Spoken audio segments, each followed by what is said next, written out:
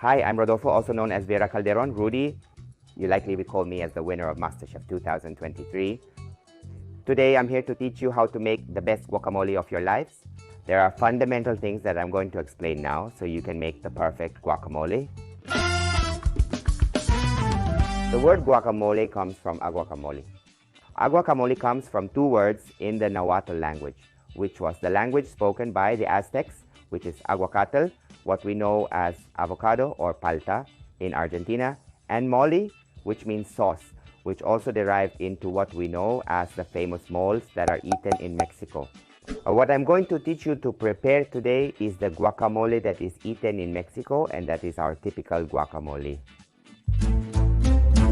Here we have 3 avocados. These avocados are of the Hass variety. For guacamole, I always recommend choosing the Hass avocado. The Hass avocado is the creamiest avocado. It's the smallest avocado, but it's also the most flavorful avocado. Then we have the avocados that we can find in Chile, for example, which have a much thinner skin. They are more watery. They can also be used, but the perfect guacamole, well made in the Mexican style, is with the Hass avocado. Well, you always go to the greengrocer and see that the avocados are either hard or overripe. You don't know if the avocado is good? Yes, well, it's difficult when you don't know well. For an avocado to be in perfect condition and ready to eat, it has to have a slight consistency in which you can barely sink your finger. Your finger doesn't have to go all the way in, nor does it have to be a stone. For example, you take your hand, put this finger here, squeeze your fist as hard as you can, and press here. This is the consistency that an avocado ready to eat should have. Now, if you're not in a hurry and you find good avocados, you can buy them, take them home, wrap them in newspaper, and put them in a dark place. This will speed up their ripening process, and believe it or not, the smaller the avocado, the tastier it is. Now comes the great mystery as always. Whether the avocado is good or not good, on the inside and ready for our guacamole. It's very important that we first remove this part from here. This little scar that remains from the tree is the first thing we do. And then from there we split the avocado, first downwards. Once we touch the seed, we turn, spin, and rotate around the axis of the bone until it is completely split. With our 2 hands we do this, we spin, and we have our avocado. This avocado is good. It's ideal for guacamole. It can be removed with a spoon. If we don't want to eat that black thing, it's not a problem. It's an avocado that's in perfect condition for guacamole. Now, to remove the pit, it's very easy. A lot of people use a spoon and so on. I recommend doing this carefully.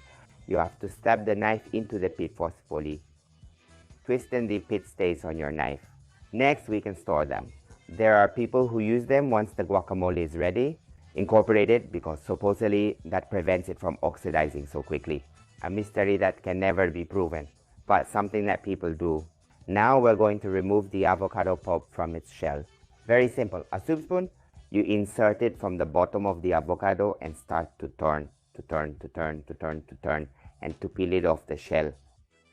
The shell will be totally clean or almost clean, and you insert this here.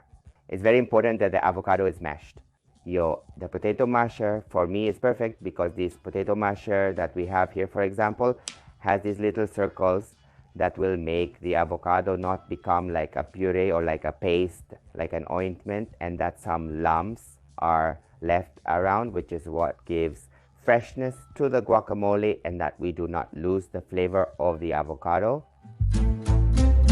A traditional guacamole in Mexico is usually prepared and served in a molcajete.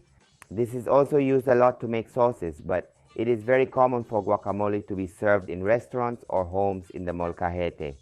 The molcajete is an artifact that was indeed used by the ancient Aztecs. It is made of volcanic stone. There is no house in Mexico where a molcajete does not exist. In fact, molcajetes are passed down from generation to generation. Let's agree that for this to wear out, well, it can take years and years, decades, it could go centuries. Every molcajete comes with its temolote. The temolote is the stone that is used to generate this scraping. This scraping that we hear, it causes a bit of stone to come off, and that stone also gives a certain flavor to the food, to the sauces, to the guacamole. In Iceland, for example, the same thing happens with the salt they use, which is volcanic salt, which gives a certain flavor to the food. Well, this happens in Mexico, so every time we scrape, we release just a small amount of volcanic ash, which gives it a very special flavor and also apparently has filling properties and good properties for health. I was surprised to find no cilantro in guacamole when I first visited Argentina 20 years ago. Cilantro is like you either love it or hate it. I, of course, as a Mexican, love it. For me, there's no guacamole without cilantro. If a guacamole doesn't have cilantro, it's not guacamole. My recipe, the way I do it is I always try to grind the cilantro in the molcajete so that it takes on this stone, this ash that I was talking about. And then I proceed with its preparation, but I do like to grind the cilantro in the molcajete. It's never too much cilantro. What I usually do is a fistful from my hand. I just grab the leaves and chop them like this. We put this inside here, and with our stone, we're going to start scraping. The scraping is always inwards and outwards. Then it's going to be incorporated with our avocado, our onion, and other ingredients. As you will see, this is losing a bit of its texture. It's getting a bit stony, and I can't explain the taste and smell to you. It becomes like a paste. It's totally ground. We will incorporate this later to achieve our perfect guacamole. In addition to cilantro, it also has red onion. Personally, I use red onion because it's a bit sweet and I feel that gives it a very particular flavor. But you can use white onion, French onion, you can even use green onion, or the white part. Usually I use 1 small onion for every 3 avocados. Don't be afraid of the onion because later with the avocado, with the lime, with the chili, with the cilantro, the onion, let's say, it doesn't get so fierce. The red onion is one of the lightest onions. That's also why I use it. It's not as strong as the white onion can be. Lime juice is fundamental to give it acidity and also so that our avocado doesn't oxidize and lasts longer. This divine green color of guacamole. And in the end, this is a tip my grandmother used. She always added a little bit of cream to the guacamole at the end to give it creaminess. The cream, please, double cream. This is cream, not liquid. That cream that is like milk that I don't understand. This is cream. Always double cream. And finally, the chili. This is quite a challenge in Buenos Aires to sometimes find fresh jalapenos that are spicy, a chili that really well satisfies, let's say, the palate of a Mexican. But it could also be that you have guests visiting your home where there are people who don't eat spicy because they don't eat spicy. Well, in that case, use green bell pepper and that's it. This time I found this chili that is like a banana pepper, like a habanero. I wouldn't know how to define it. In Mexico, I clarify, all guacamole is spicy. In Mexico, all mole is spicy. Everything is spicy. I believe the guacamole I'm preparing today will be somewhat spicy. To cut the chili, it's very important 2 things. I always cut it from the back. That is, I remove this little foot it has here. Very, very, very nice smell. It has a smell like the Mexican Yucatecan habanero. To split it, it is split in half. And now, if you want your guacamole to be really spicy, send the whole chili with seeds, with vein, with everything. Now, if you want your guacamole not to be so spicy, remove the seeds. Now, if you want your guacamole to be very soft, also remove the veins. But I usually remove the seeds because I don't like the seed in the texture of the guacamole. But I always leave the veins, which is what gives it the spiciness. If we see here, these are the seeds, and this would be the vein of the chili. I do this by hand. Be careful with your eyes. Be careful with your face. Once you handle chili, do not touch your eyes or face because you can have a very bad time. I split the chili. Let's say this is a small chili. I would split it into 3 strips like this and then very tiny. In case you use bell pepper, since your guests are not at all fond of chili, you can put slightly larger pieces because otherwise you will spend your life chopping the bell pepper. Now it's time to make our guacamole. It's very important to have a potato masher with these little wheels, very common, and can be found in any bazaar because that will make it lumpy and that makes it fresher and tastier. Well, here in this bowl, we are going to prepare all the guacamole and then we are going to finally transfer it to the molcajete, which is very showy. And taking it to a table or taking it anywhere is always a pleasure because, well, it's pure Mexican tradition. We start by mashing our avocado. Don't be afraid. Give it a good go. This is where I explain that the small lumps of avocado come out. And this is what makes it a little lumpy, not so creamy. Well, once finished, so it remains with texture, we proceed to add the rest. Once we are with our mashed avocado, we are going to put our onion. We are going to add our chili. We are going to add our cilantro.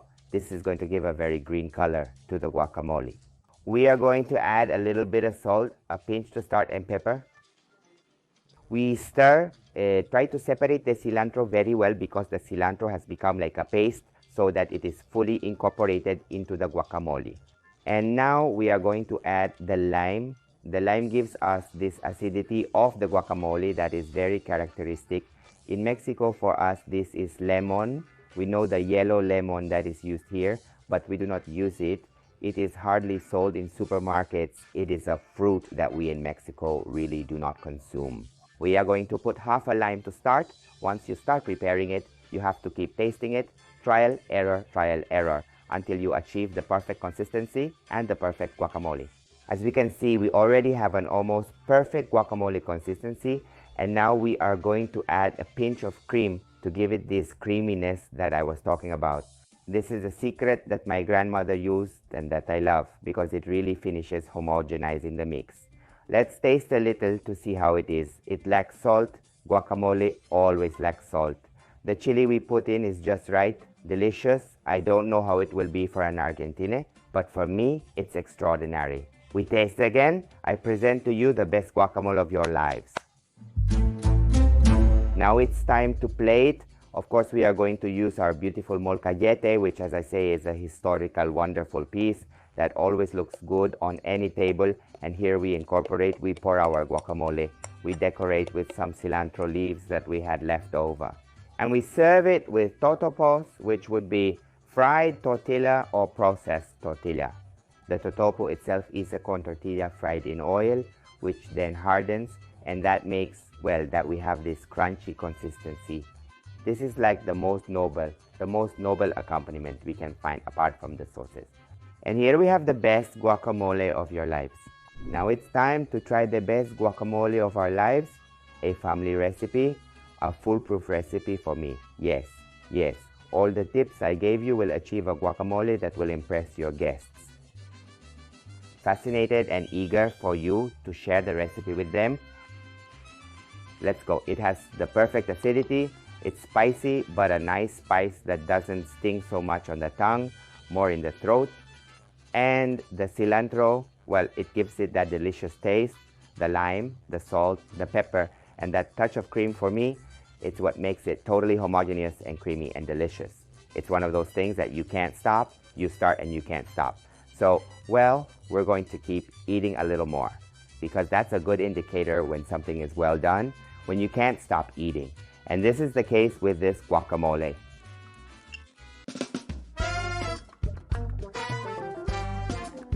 Thank you